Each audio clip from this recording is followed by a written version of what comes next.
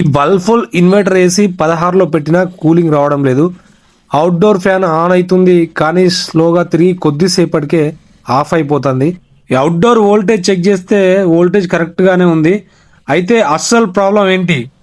Compressor అనుకున్నారా, fan motor అనుకున్నారా? కానీ ఇండోర్ యూనిట్ ఓపెన్ చేసిన తర్వాత అస్సలు విషయం బయటపడింది. ర్యాట్స్ ఈ ఏసీలో ఏం చేశాయో చూస్తే మీరు కూడా షాక్ అవుతారు. కస్టమర్ చెప్పిన ప్రకారం ముందుగా ఏసీని అబ్జర్వ్ చేశాం. టెంపరేచర్ 16కి సెట్ చేసాం. అయినా అవుట్డోర్ యూనిట్ స్టార్ట్ అవుతుంది కానీ ఫ్యాన్ నార్మల్ స్పీడ్లో కాకుండా స్లోగా రొటేట్ అవుతుంది.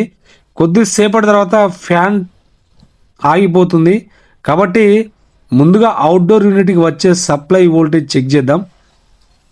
తర్వాత ప్రాపర్గానే ఉంది వోల్టేజ్, అంటే ఇన్కమింగ్ సప్లై సైడ్లో ప్రాబ్లం కనిపించలేదు.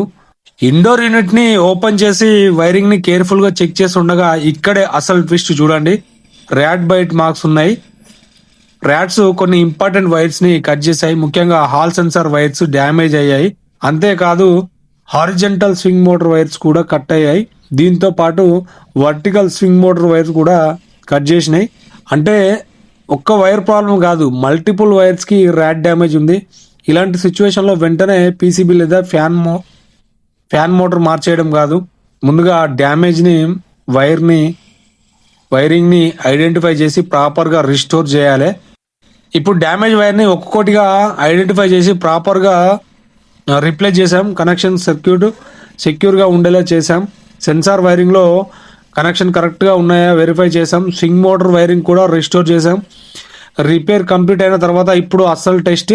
ఈసారి ఏసీని 24కి సెట్ చేసాం. అవుట్డోర్ యూనిట్ అబ్జర్వ్ చేస్తే చూడండి, ఫ్యాన్ ప్రాపర్ స్పీడ్తో రన్ అవుతుంది. ముందుగా ఉన్న స్లో రొటేషన్ స్టాపింగ్ ఇష్యూ ఇప్పుడు కనిపించడం లేదు. అవుట్డోర్ యూనిట్ ప్రాపర్గా ఆపరేట్ అవుతుంది.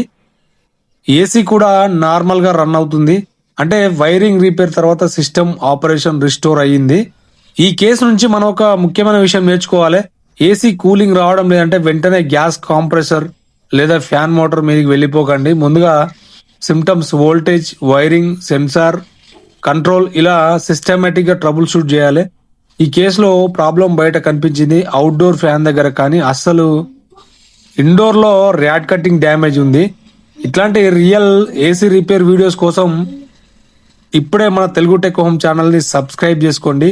వీడియో యూస్ఫుల్ ఉంటే లైక్ చేసి మీ టెక్నీషియన్ ఫ్రెండ్కి షేర్ చేయండి. Thank you.